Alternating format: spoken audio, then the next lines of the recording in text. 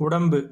சிவனுக்கு இயற்கையாகவே உடம்பில் ரோமம் இல்லையா, அல்லது அண்டம் அதிர ஆடும் முன்னர் கர்ம சிரத்தையாக மழித்து விட்டு கொண்டாரா என்று தெரியவில்லை. பாலாரெட்டிக்கு இந்த சந்தேகம் பல முறைகள் எழுந்தது.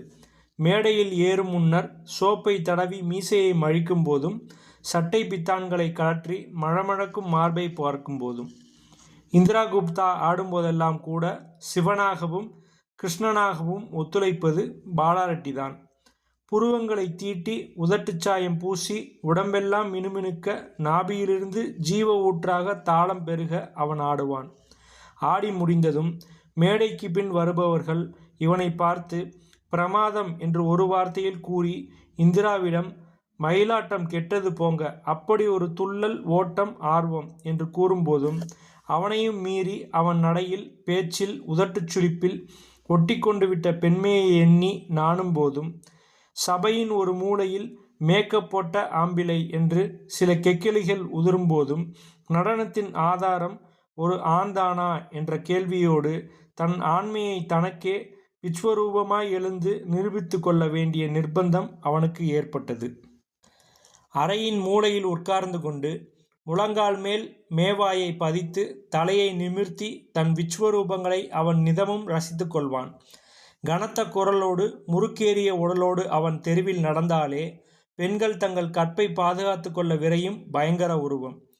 நடனமாடும் அவனை பற்றி அந்த ஹோமோவா என்று கூறிய சொக்கலிங்கத்தின் சட்டைக்காலரை பற்றி இழுத்து, ஏய் யாரடா ஹோமோ, உன் தங்கைக்கு உடம்புக்கு ஒன்றுமில்லையே என்பான். புசுபுசுவென்று மயிருடன் தொடை, கால், மார்பு எல்லாம் கருமையோடு மேடையில் அவன். சபையில் எங்கும் பெண்கள் பெண்கள் பெண்களே, சிவனை பார்த்து உருகிய பக்தைகள் போல. இரவில் மூக்கில் விரலை வைக்கும் லலிதா. இப்படியும் ஒரு புலிப்பசியா என்று சினுங்கும் லலிதா. புலியின் பசியில் தன் பசியையும் ஆற்றிக்கொண்டு உடல் துவள உறங்கும் லலிதா. புலியாய் பாலாரெட்டி. உலகத்தின் சலங்கை ஒளிகளை எல்லாம் தன்னுள் அடக்கி கொண்டு ஒரு ராட்சத ஆமையாய் ஊர்ந்து வரும் அவன், கனத்த அழுத்தமான கோடுகளோடு உள்ள தகர்க்க முடியாத பௌருஷத்தைப் போல ஆமைவோடு. நிதம்போல் அன்றும் தன் பிரம்மாண்ட ஸ்வரூபங்களை தரிசித்தாகிவிட்டது. காதை குடைந்து கொண்டான். அன்று பாரிஸிலிருந்து இருவர் அவனை ஒரு டாக்குமெண்ட்ரிக்காக படமெடுக்க வரப்போகிறார்கள். ஆண் நடனமாடுவதை காட்ட ஓர் உதாரணமாய் அவன். தாளத்தை ஆளும் பாலாரெட்டி. ஏதோ ஒரு கலைச்சங்கம் செய்த ஏற்பாடு. மாலை 5 மணியிலிருந்து அவன் தயாராக தொடங்கினான். சிவப்பு நடன உடை, மார்பில் பெரிய ஹாரம், தடித்து வரையப்பட்ட புருவங்கள், சிவப்பு உதட்டுச்சாயம், கீழே தசைகள் விம்மும் இடத்தில் கங்கணங்கள். லலிதா, இன்னைக்கு ஒரு சின்ன புரோகிராம். அறைக்குள் எட்டி பார்த்து விட்டு போய்விட்டாள் லலிதா. அவன் ஆடுவதில் அவளுக்கு ஓர் அலுப்பு. அவன் பெரிய வகுப்பு வைத்து நட்சத்திரங்களுக்கும் மந்திரிமார் பெண்களுக்கும் நடனம் கற்பித்து சினிமாவில் நடன டைரக்டராய் வந்திருக்க வேண்டும். அவளை பொறுத்தவரை கலைச்சங்க கட்டிடத்தினுள் நுழைந்தான். 6:30 மணி. போட்டோ எடுக்கும் சாதனங்களுடனும் மற்ற கருவிகளுடனும் இருவர் வந்தனர். கலைச்சங்க காரியதரிசி வரவேற்றார். இதுதான் ஆர்டிஸ்ட். பாலாரெட்டி எழுந்து வணங்கினான் கூப்பிய கைகளுடன். அவர்கள் இருவரும் அவனை பார்க்கவில்லை. புகைப்படம் எடுப்பதில் அவர்கள் நிபுணர்கள். புகைப்படம் எடுக்க அனுப்பப்பட்டவர்கள். ஆர்டிஸ்டுடன் நேரத்தை வீணாக்குவதை அவர்கள் விரும்பவில்லை.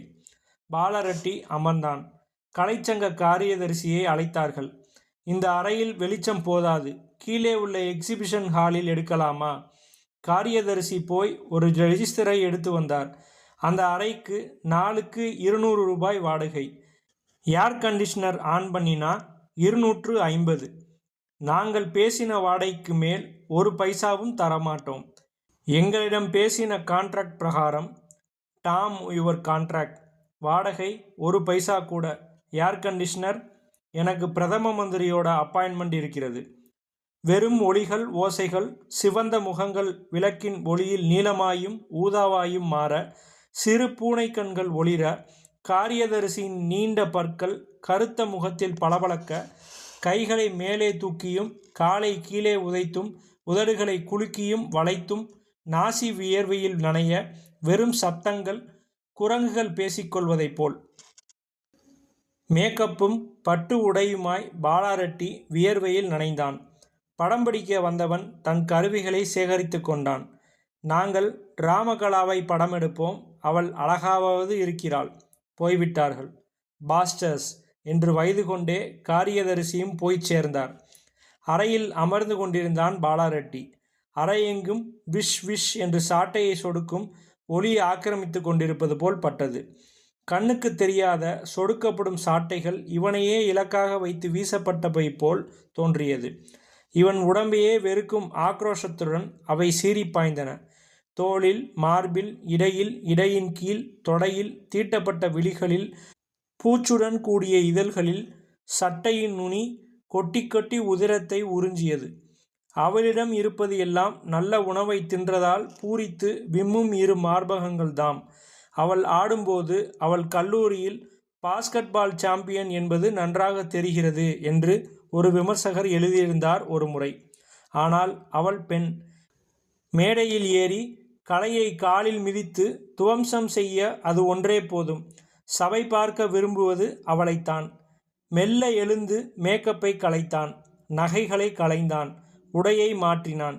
வெளியே வந்து நடக்க ஆரம்பித்தான் வீட்டை நோக்கி. உடனே வீட்டுக்கு போக பிடிக்கவில்லை. பாராகம்பா தெருவின் முனையில் உள்ள பார்க்கில் அமர்ந்தான். உட்காரப் போகும் முன், என்ன ரெட்டி, என்ன இந்த பக்கம் என்று ராமுவின் குரல் கேட்டது. சும்மாத்தான். இங்கே ஒரு டான்ஸ் கச்சேரி. நாகலட்சுமிங்கிற பொண்ணு அப்பா மினிஸ்ட்ரி ஆஃப் எஜுகேஷனில் டெபுட்டி செக்ரட்டரி. நம்மளை விமர்சனம் பண்ண சொன்னார். எப்படி ஆடறா? அழகா இருக்கா. அப்பா கலை பைத்தியம், அம்மா நல்ல வித்வாம்சினி. முன்னுக்கு வந்துடுவா. அமர்க்களமா ஆடறா. யாரு? ராமு விழித்தார். என்ன ரெட்டி, ஏதாவது பார்த்தியா? இல்லையே. என்ன ஆடினா பொண்ணு? யாரு பார்த்தா? அப்பா டெபுட்டி செக்ரட்டரி, அம்மா நல்ல வித்வாம்சினி. நீங்களே சொல்லிப்புட்டேலே. டெபுட்டி செக்ரட்டரி அப்பாவாக இல்லாவிட்டாலும் கூட ராமுவிடம் நல்ல பேர் வாங்கலாம்.